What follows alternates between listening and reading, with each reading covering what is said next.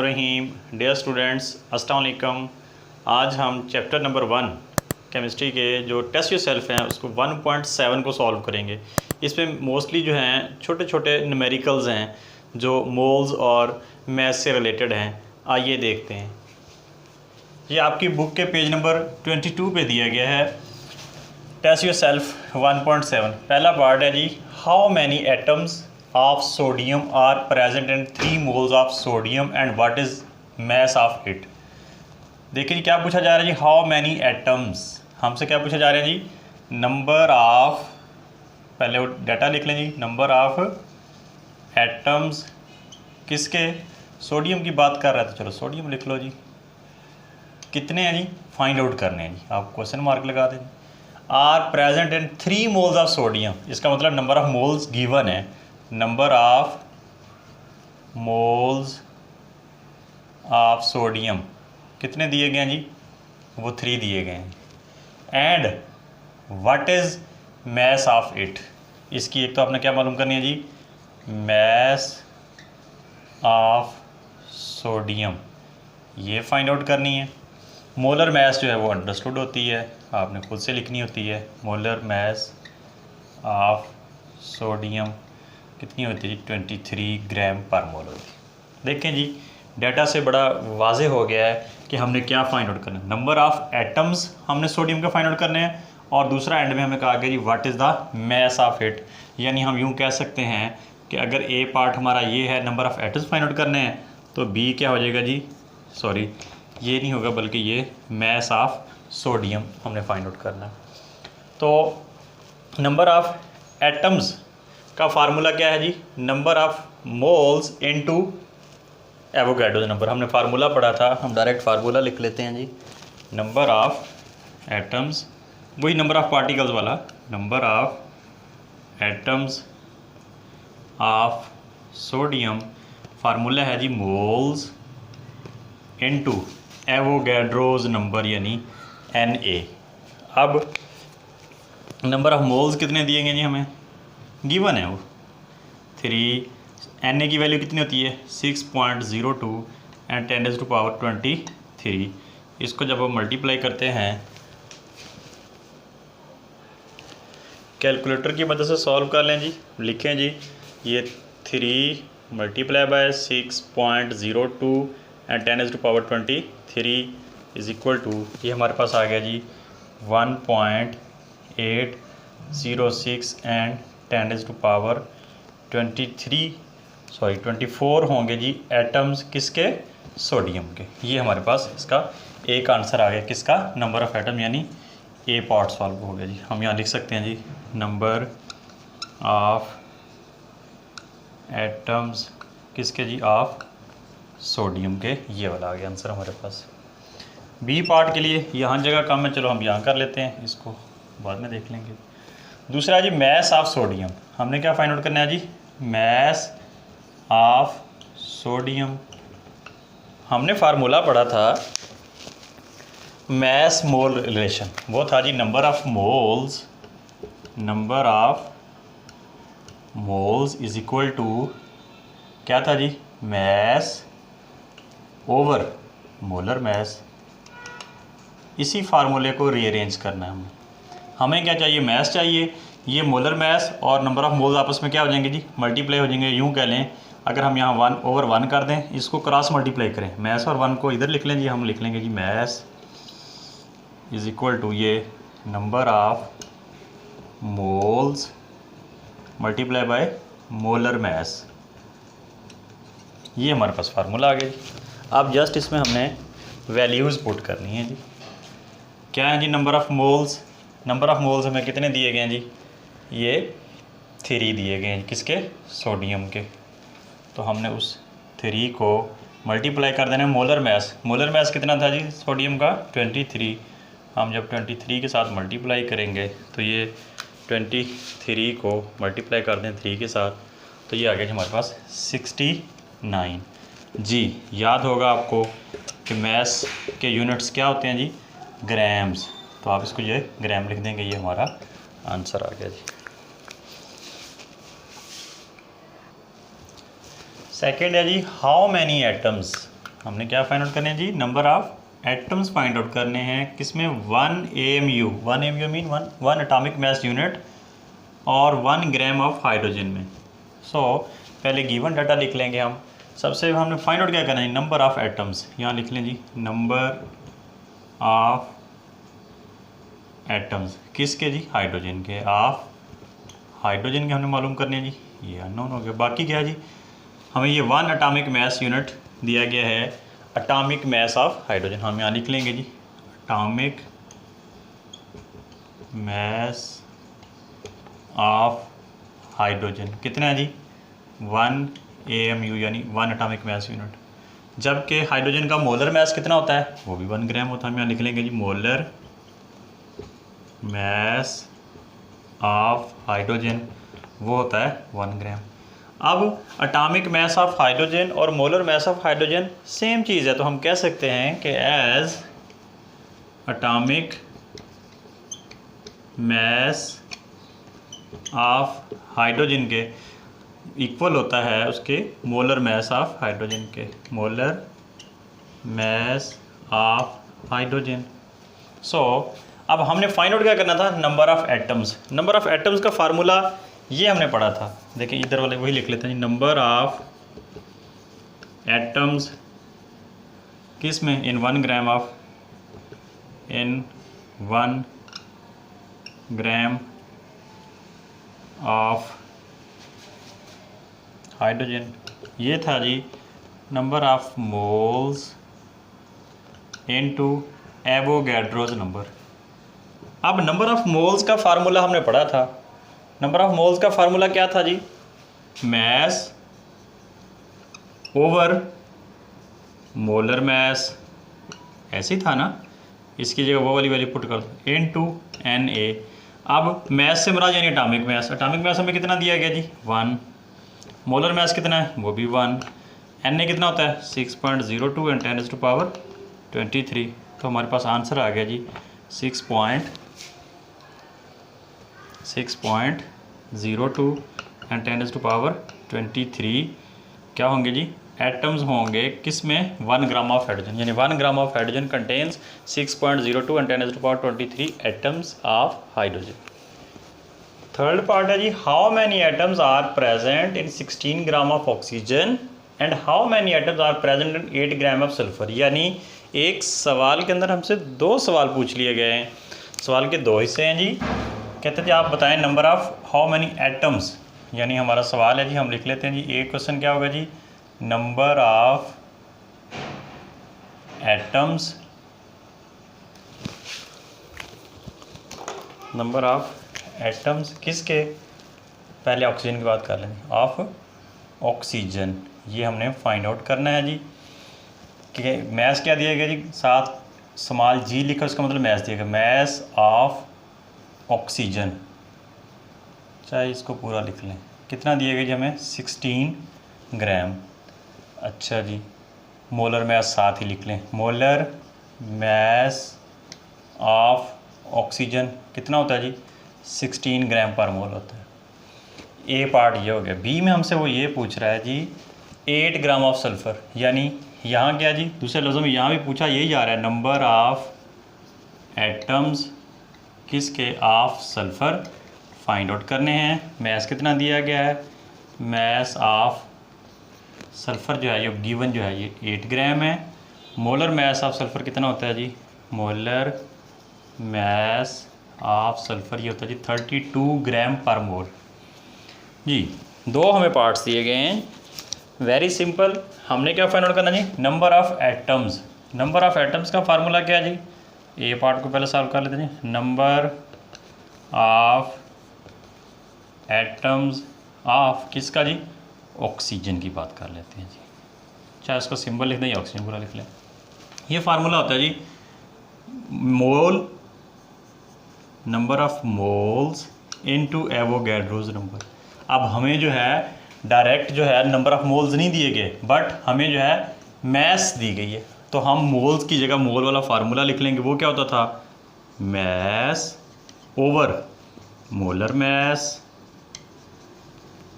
Multiply by यही जो आपका एवोगैड्रोज नंबर है। अब मैस कितना गिवन है जी आपको, हम किसकी बात कर रहे हैं, ऑक्सीजन की, 16। उसका मोलर मैस कितना होता है ऑक्सीजन का, वो भी 16। Na क्या होता है 6.02 एंड 10⁻⁻23। 16 से 16 कैंसिल हो गया, हमारे पास आंसर बचे 6.02 एंड 10⁻23 एटम्स किसके जी, ऑक्सीजन के। तो हम यहाँ लिख सकते हैं जी नंबर ऑफ एटम्स किसके, ऑफ ऑक्सीजन के कितने हैं जी, 6.02 एंड 10⁻23। अब ये तो हो गया हमारा ए पार्ट, लेकिन इसके अंदर ही उसने बी पार्ट भी हमसे पूछा था। तो हम देखते हैं कि जी बी पार्ट में वही same cheese, number of atom sulphur के पूछे जा रहे हैं। मैस ऑफ सल्फ़र जो गिवन है, मोलर मैस हमने अपनी तरफ से लिख लिया 32। तो इस क्वेश्चन को बाद में करेंगे, मैं यहाँ इसको लाइन अप करके यहाँ करवा देता हूँ। इसको हम लिखेंगे जी, ये बी पार्ट, इसी का बी पार्ट कर रहे हैं जी, फार्मूला वही लगा दें, नंबर ऑफ एटम्स, वहाँ पहले ऑक्सीजन के थे, आप किसके हो जाएंगे जी, ऑफ सल्फ़र। क्या फार्मूला होगा जी, number of moles into Avogadro's number, यानी ये होते हैं जी मोल्स इनटू एवोगैड्रोज नंबर। अब स्टेटमेंट में या गिवन डाटा में हमें नंबर ऑफ मोल्स नहीं दिए गए, बट मैस दिया गया है। तो हम इस मोल्स की जगह पर वो मोल वाली जो रेशो है हमारे पास कि given mass over molar mass, ये अगर लिख लें तो मल्टीप्लाई बाय एवोगैड्रोज नंबर। अब मैस कितना गिवन है जी, 8 gram, over molar mass sulphur का कितना दिया गया जी यहाँ 32, वो 32 पुट कर लें। एवोगैड्रोज नंबर की वैल्यू फिक्स है 6.02 एंड 10⁻23। अब कैलकुलेटर का काम है ये, वेरी सिंपल। देखें जी 8 multiply by 6.02 and 10⁻23 divided by 32, तो ये हमारे पास जो आंसर आया जी 1.505 एंड 10⁻23 क्या है जी, नंबर ऑफ एटम्स किसके, सल्फ़र के। तो यहाँ लिख सकते हैं हम number of atoms of sulphur. तो ये हमारे पास इसका दूसरा आंसर आ गया। फोर्थ पार्ट है जी, बड़ा इजी है, कहता है is the mass of 1 mole of oxygen and 1 mole of sulphur are same. यानी हमारा सवाल ये है, हमारे पास 1 मोल सल्फ़र का है और 1 मोल ऑक्सीजन का है, ठीक है ना, ऑक्सीजन का और सल्फ़र का। कहता है क्या दोनों का जो मैस है वो सेम होगा। आइए देखते हैं जी। हम कहते हैं जी mass of 1 mole of sulphur, पहले लिखते हैं जी 1 मोल ऑफ ऑक्सीजन, ये किसके इक्वल होता है 16 ग्राम के इक्वल होता है। इसी तरह 1 मोल ऑफ सल्फ़र क्या होता है जी, 1 मोल ऑफ सल्फ़र ये होता है 32 ग्राम्स। अब बेशक नंबर ऑफ मोल सेम है but grams are different, so हम कह देंगे नो। क्या आंसर होगा जी, no the mass of 1 mole, वो स्टेटमेंट सारी लिख दें, 1 mole of oxygen and 1 mole of sulphur are not same, क्योंकि डाटा शो कर रहा है वो 16 है वो 32 सेम नहीं है। नेक्स्ट है जी, what do you mean by 1 atom of carbon, एक एटम ऑफ कार्बन से क्या मुराद है, and 1 gram atom of carbon से क्या मुराद। देखिए जी हम इसको लिखते हैं जी 1 atom of carbon, 1 atom of, जब हम 1 atom of single carbon atom की बात करते हैं तो इसका मतलब है कि कार्बन का जो मैस है वो कार्बन 12 एटॉमिक मैस यूनिट है। जब हम एक सिंगल एटम की बात करते हैं वो कितना होगा 12 AMU, यानी 12 एटॉमिक मैस यूनिट। जबकि जब हम 1 ग्राम एटम की बात करते हैं, 1 ग्राम एटम ऑफ कार्बन, इसका मतलब है that is equal to 12 gram.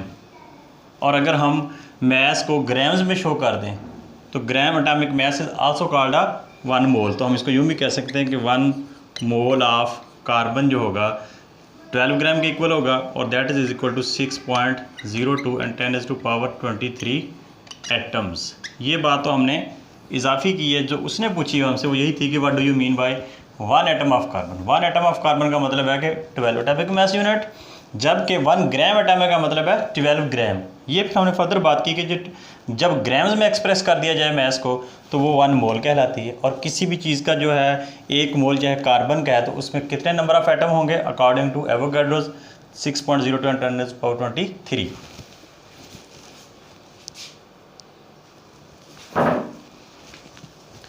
Next है जी, if 16 gram of oxygen contains 1 mole of oxygen atom, के 16 ग्राम जो ऑक्सीजन के एटम्स के हैं वो 1 मोल ऑफ ऑक्सीजन के इक्वल होंगे। Calculate the mass of 1 atom of oxygen in grams. Oxygen के एक एटम का मास कैलकुलेट करें ग्राम्स में। So according to given situation, देखें जी, हम कहते हैं 16 ग्राम ऑफ ऑक्सीजन जो है ये गिवन है हमें। 16 gram of oxygen contain 1 mole of oxygen, किसके इक्वल है जी 1 मोल किसका जी ऑफ ऑक्सीजन, के 16 ग्राम जो ऑक्सीजन के होते हैं वो 1 मोल ऑफ ऑक्सीजन के इक्वल होते हैं। अब हमने ये भी पढ़ रखा है कि 1 मोल ऑफ ऑक्सीजन जो है ये कितने एटम्स के इक्वल होगा 6.02 एंड 10⁻23 एटम्स। ऑक्सीजन का एक, ये तो गिवन था कि जी 16 ग्राम ऑक्सीजन जो है वो 1 मोल ऑफ ऑक्सीजन है, ठीक है जी। अब हमने फर्दर देखा कि जो ऑक्सीजन का 1 मोल कितने एटम्स के इक्वल होता है, तो 1 mole of oxygen is equal to 6.02 and 10⁻23 atoms. अब क्या हम लिख सकते हैं कि जी अब इसी से ही कि 6 पॉइंट, इसका मतलब ये हुआ 6.02 एंड 10⁻23 एटम्स का जो मास है, इसका जो atom mass, atoms of oxygen का जो मास है वो कितना होगा जी 16 ग्राम के इक्वल। देखें ना 16 ग्राम ऑक्सीजन 1 मोल के इक्वल, 1 मोल किसके इक्वल, तो हम यूँ डायरेक्ट कह सकते हैं इसका और इसके दरम्यान में रिलेशन कि जी एक्चुअली 6.02 10⁻23 एटम्स का मास कितना होगा 16 ग्राम।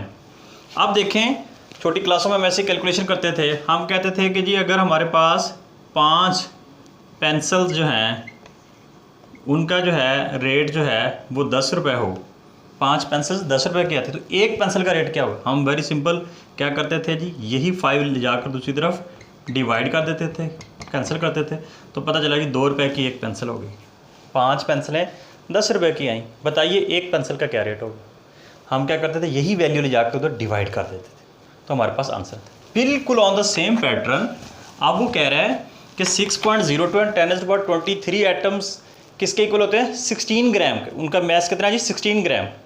एक का बताएं, हमें क्या पूछा गया 1 एटम ऑफ ऑक्सीजन ग्राम्स में बताएं।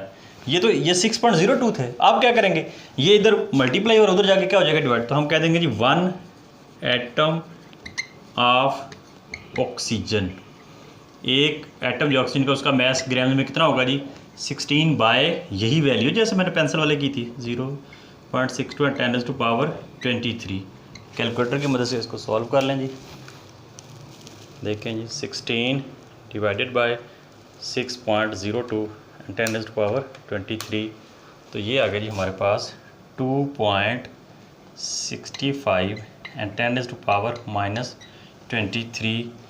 क्या पूछा गया था जी, ये ग्राम्स मैस ही पूछा गया ना, तो ये ग्राम्स आ जाएंगे। ये वाला हमारा एक एटम जो है ऑक्सीजन का उसका मास कितना होगा 2.65 एंड 10⁻23। 7th है जी, how many times is 1 mole of oxygen atom heavier than 1 mole of hydrogen atom.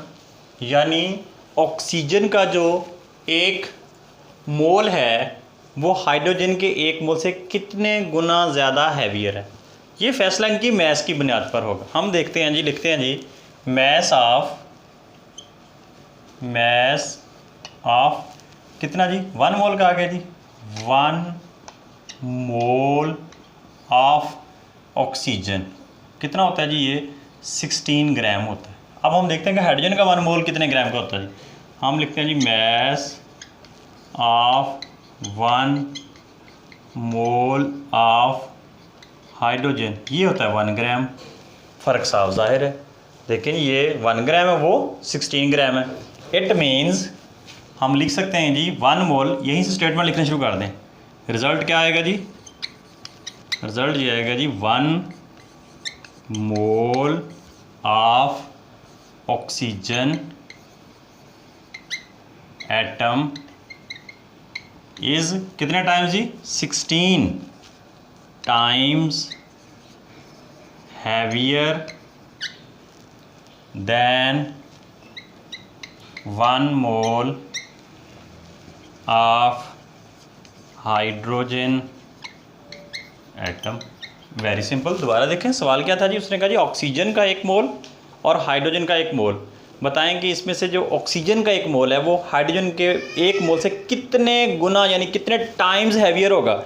तो हम ये फैसला उनकी मैथ्स की बुनियाद पर करें। हमने देखा जी मैथ्स ऑफ जो 1 मोल ऑफ ऑक्सीजन होता है वो 16 ग्राम होता है, जबकि 1 मोल ऑफ हाइड्रोजन का जो मैथ्स है वो 1 ग्राम होता है। तो पता चला कि जी वो इससे 16 ग्राम टाइम ज़्यादा है। तो वही हमने लिख दिया कि 1 mole of oxygen atom is 16 times heavier than 1 mole of hydrogen atom. इसी तरह जी नेक्स्ट है हमारे पास दूसरा क्वेश्चन है जी, why does 10 gram of nitrogen contain the same number of molecule as 10 gram of carbon monoxide. कहते हैं ये बताएं क्या वजह है कि अगर हम नाइट्रोजन के 10 ग्राम लें और कार्बन मोनोऑक्साइड के 10 ग्राम लें तो दोनों के नंबर ऑफ मॉलिक्यूल सेम आते हैं, क्या वजह है? What is the reason? चलो जी देखते हैं जी। हम लिखते हैं जी इसका मैस नाइट्रोजन का कितना दिया गया जी? मैस ऑफ नाइट्रोजन वो हमें दिया गया जी 10 ग्राम्स। मोलर मैस कितना होता है जी नाइट्रोजन का? मोलर मैस ऑफ नाइट्रोजन ये होता है जी 28 ग्राम पर मोल। अच्छा जी, इसी तरह हम इसका ज़रा लिख के देख लेते हैं। Carbon monoxide mass of carbon monoxide कितना दिया गया जी हमें? 10 ग्राम्स। इसका मोलर मैस कितना होता है? Molar mass of carbon monoxide ये भी होता है जी 28 ग्राम पर मोल। अब एक्चुअली बेसिक रीज़न तो यही है कि जी मोलर मैस ऑफ नाइट्रोजन भी 28 ग्राम पर मोल होता है और molar mass of carbon monoxide भी 28 ग्राम पर मोल है। जब दोनों का मोलर मैस सेम है और इधर से मैस भी सेम है तो लाजमी बात है नंबर ऑफ मॉलिक्यूल भी सेम आएंगे। लेकिन इसको फिर भी रीज़न यही है, हम कह देंगे एज, उसने रीज़न पूछी है वाई, कैलकुलेशन नहीं मांगी, रीज़न पूछी, हम कहेंगे as molar mass of nitrogen is 28 and also molar mass of carbon monoxide is 28। ज़ाहिर है दोनों का मोलर मैस सेम होगा तो उनके नंबर ऑफ़ मॉलिक्यूल्स भी सेम होंगे। लेकिन अब इसके सोल्यूशन की तरफ आते हैं हम। ज़रा इसको यहाँ से रेज़ कर लेते हैं, इस साइड पे ले आते हैं। इजी है, आप सिर्फ रीज़न भी लिख देंगे तो काफ़ी है। लेकिन कैसे, ज़रा हम दोनों के नंबर ऑफ़ मॉलिक्यूल्स निकाल के देख लेते हैं जी। नंबर ऑफ़ मॉलिक्यूल्स के लिए फार्मूला है हमारे पास नंबर ऑफ़ पार्टिकल्स वाला। हम यहाँ लिखेंगे जी नंबर ऑफ़ मॉलिक्यूल्स पूछे गए ना, मॉलिक्यूल्स ऑफ, आप नाइट्रोजन की बात कर लें, इसका फार्मूला होता है जी number of moles into Avogadro's number. यानी अब नंबर ऑफ़ मोल तो हमें दिए नहीं गए। नंबर ऑफ़ मोल का क्या फार्मूला किसके इक्वल होता है? हम इसकी जगह लिख सकते हैं given mass over molar mass into Avogadro's number. यहाँ वैल्यूज़ पुट करें, कितनी है जी नाइट्रोजन की जो मैस दी गई है 10 ग्राम, मोलर मैस कितना जी 28, Na क्या होता है 6.02 एंड 10⁻23। कैलकुलेटर की मदद से इसको सॉल्व करें जी।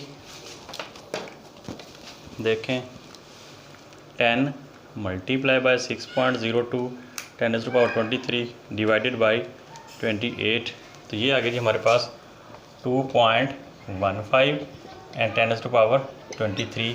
ये मॉलिक्यूल किसके आ गए जी? नाइट्रोजन के। सेम अब यही हम रिपीट करेंगे प्रैक्टिस किसके लिए? कार्बन मोनोऑक्साइड की। हम यहाँ लिखेंगे number of moles of carbon monoxide क्या फार्मूला, वही नंबर ऑफ मोल्स, या डायरेक्ट मोल्स भी लिख सकते हैं, mole into Avogadro number. Moles हमारे पास नहीं दिए गए, हम उसका फार्मूला लिख लेंगे, given mass over molar mass multiply by Avogadro number. Values put करें जी। मैस कितना गिवन है जी कार्बन मोनोऑक्साइड का 10 ग्राम, 10। मोलर मैस कितना है जी 28 मल्टीप्लाई बाय 6.02 एंड 10⁻⁻23। अब सेम देखें 10/28 इस वही सेम आया, तो जब इसको कैलकुलेट करेंगे तो वही सेम आंसर आएगा कि जी 10 ग्राम जो थे नाइट्रोजन के और 10 ग्राम जो है कार्बन मोनोऑक्साइड के have the same number of molecules. ये देखें जी, उसके भी उतने हैं, इसके भी इतने ही आए थे। रीज़न क्या थी, क्योंकि दोनों का मैस भी सेम है और मोलर मैस भी सेम है। तो इसके साथ ही जो हमारा टेस्ट विद सेल्फ 1.7 अपने ख़त्म को पहुँचा।